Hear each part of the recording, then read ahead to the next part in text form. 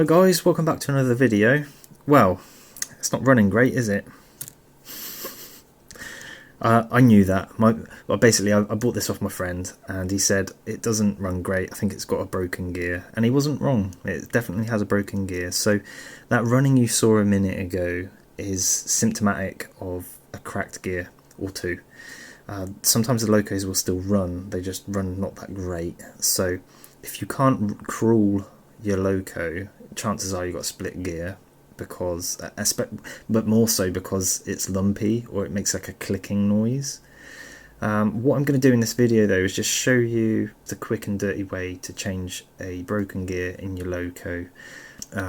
This is a China made chassis, and Graham Farish did a pull type chassis which was before, and they do a new tooled version of the Class 90 which came after this. So let's go over to the bench, find the offending articles and fix them and see how we get on. Okay, so here we are at the bench. I'm just going to show you the shell removal. You can use cocktail sticks, wood cocktail sticks, wooden. You can do one side. I'm going to try and make this video not an hour long. That's my plan, okay?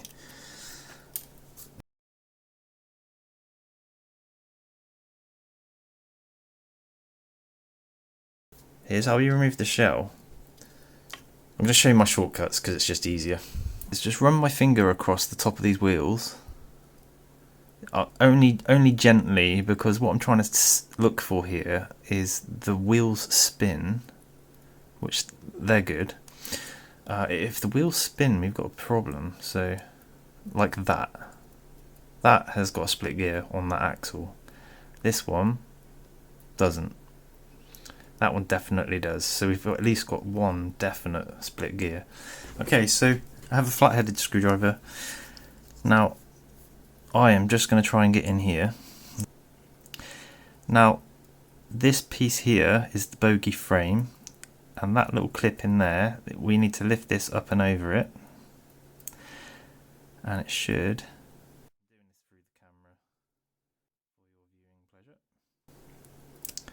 Just like that. See, when you push it down, it clicks over that. That is the bogie frame off. You've not got to worry about springs on these flicking in your eyes because it's all self-contained in the front of the bogie frame. So this is our offending gear. That one looks good. And you can see when I turn the axle, the gear wants to go with it. Whereas in this case, it's definitely had it. So off it pops. Yeah, so the gear shouldn't do that. So that's had it. It's just messed up, isn't it? We have our gear puller. What these allow you to do is push wheels on and off in a square fashion. Now, if you look at these wheels, you'll see one side's metal on metal, and on the other side it goes metal, plastic, metal. I prefer to push in and out on the plastic side. And to do this is why I'd probably I prefer using this one if I can. The reason being, with this one you have this piece that slides in. Well, I might as well use it now. I was just trying to be super lazy. So the plastic side is the side we're pushing on. You see the metal, plastic, metal, and I'm just going to try and hold that. And it's almost like you need 4 hands for this. Okay. And I'm not pushing it all the way. It was just enough to crack it off. And it'll come out. Whee, that just jumped out. So these are a little bit oily. You can degrease your stuff with IPA, isopropyl alcohol. I use 99%. I also use it a lot for my 3D printing, you see, so it's hands-on for me. You have got to be really careful with it on and near around your body shells, just in case it splashes on those, because it will ruin the paint job. So that's the 2 parts there. This is our grimy gear, complete with hairs, lovely. Now I don't even need to count the teeth. This is a 16 tooth gear because they always are. If you're not sure on the gear that you need, what you can do is get a marker pen and just mark one of the teeth and then just count around how many teeth you have. Literally just count the teeth. Sorry about the yucky hair, I just don't want to pick it off, it's going straight in the bin. And if my camera stops shaking, just about there you can see the crack. See? So then it hasn't got any compression force on the axle, so that's why it wasn't working. You can get gears from Farish N Spares. They are very good for parts. Also, you've got the likes of Bachmann Spares. So I've got a few 16 tooth gears here. The white ones are the newer offering, shall we say. Both gears from Bachmann and Farish N Spares, they won't just ram on the shafts. So the next thing we have to do here, I'll do this for your reference because not everyone's got a set of vernier calipers, digital ones. So what we want to do is measure that chunky bit of the shaft there, because that's where the gear is going to live, and I'll just do that now, and that's coming at 1.68 mil. Okay, so I know that I need a 1.6 mil drill bit to put through that gear, and the reason the hole is going to be about the same, just under the size of the shaft, is we do want it to actually clamp onto the shaft still. Because this is 1.68 mil, alright, if I made the drill bit 1.7 mil, that gear would just be loose on the shaft. We need the plastic to spring, but like clamp the shaft, but just not a lot. So I'll go get a drill bit, we'll be back. Okay, so another nifty tool I use is a pin vise, this is called. I'll put a link in the description. Now, this is a 1.6 mil drill bit. You can use any type of drill bit you like. I get myself, what I did with this pin vise is I bought this. It comes with a kit with loads of drill bits, and then I tend to buy high quality drill bits in the odd sizes that I need, so that I use the cheap ones.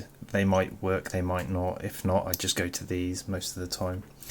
Mind your fingers, there's probably better ways of doing this, but I'll just literally drill this by hand. I'm not going to be ramming a lot of force into this, I'm just going to let it cut itself. So I'm just turning it gently. You want it nice and square. So we'll see what we've got. I'll just put that to one side. Now, I should go on that first bit. Yep, there we go. Okay, now we might revisit this and just go up a size on the drill bit, but the next thing to do will be to, and this is the art, is push it hard enough to get it onto that fatter portion of the shaft, but not so, don't push it so hard that you push it all the way down to the wheel, because it's a bit of a awkward to get it away from that wheel. So I'm just going to push down on the table.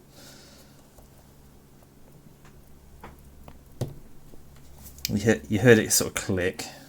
It's just because that first bit has to go over the edge. So right. Okay. So you see there I've overshot it just a touch. Because I've done that, I'm going to put it back in this pusher. This is why they're handy. These are very helpful for accurate small things.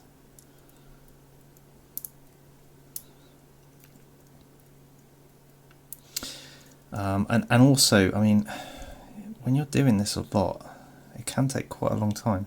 You see what I've done there, and I'm just going to screw this up, and you watch that shaft. And I reckon about there will do it.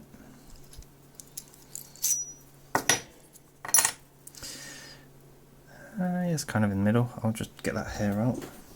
I generally tend to pull locos completely apart, clean them all up, re-grease them as you're putting them back together, because what we might find, although I have just changed the gearing, now it's good, is there might be something else broken on the loco. Now I've just pushed that on by hand and that seems happy enough. What you want to do is just check 7.2, that's the back spacing. So if we go for 7.25, that's what we're going to be looking for here. That's too big, I can tell you that for sure. There you go, by 0.2. Now I'm going to twist and push these together.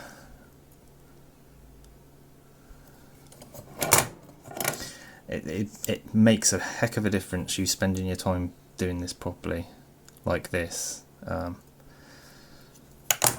Just a touch more. So, well, there you go, sorted. Right, so we've got our good gear, and what I'm going to do here, I'm just going to put this back in. What I'm going to do is just pinch these pickups together so they squash. I'm going to put that in there. I'm going to support the bottom of the bogie as I'm pushing down.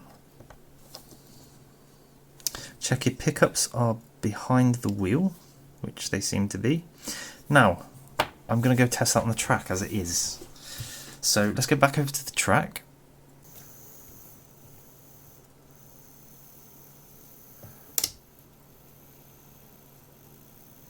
There's no nasty clicking noise. And it is running quite smoothly. See how slow we get that going.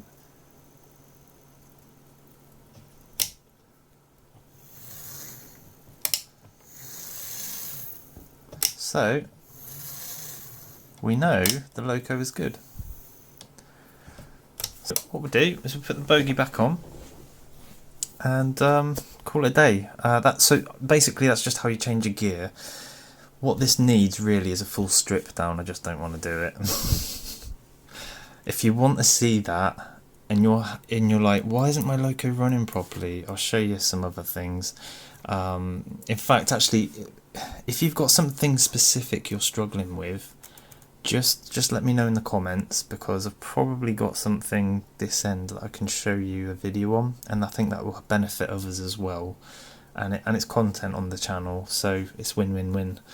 So yeah, in fact, this is how easy it is. Look, we'll grab the bogie. We're going to do the coupling end first. What I'm going to do at this point though, don't just push down on it, because what you'll do is you'll put stress on the bogie post. I'm putting a cocktail stick under the post, so that when I push down the frame, you're pushing against the cocktail stick. And that is it. That is the gear in, that is the bogie frame on. Okay, so with the shell, the chassis has keyways built into it. I'm just trying to work this out for you.